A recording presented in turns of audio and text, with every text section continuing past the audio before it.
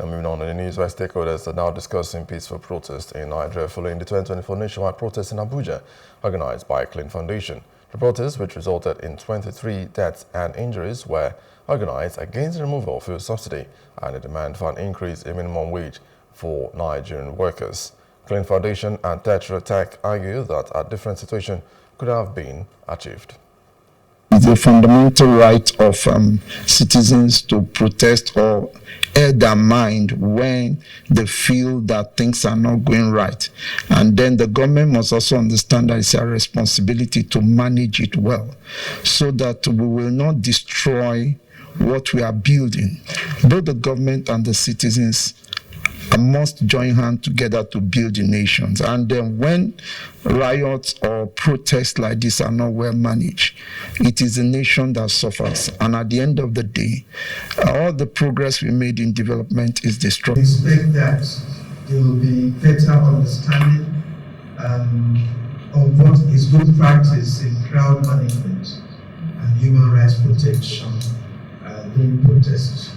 We know that from the findings of this study that will be shared even to the law enforcement agencies, there will be lessons on what worked well and what didn't work well.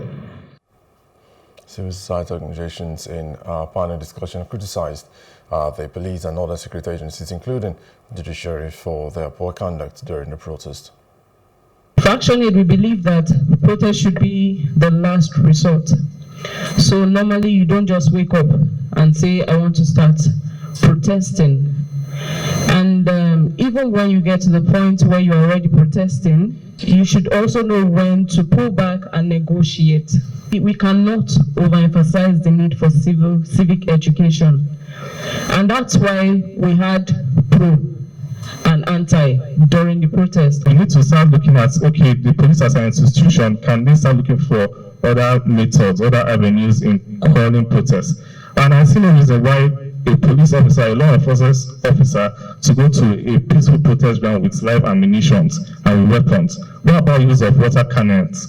Something that is less, has less impact to life and all of that. People really need to be aware of their rights and also to speak up. And also we need to change the narrative and differentiate between protesters, rioters, and the looters.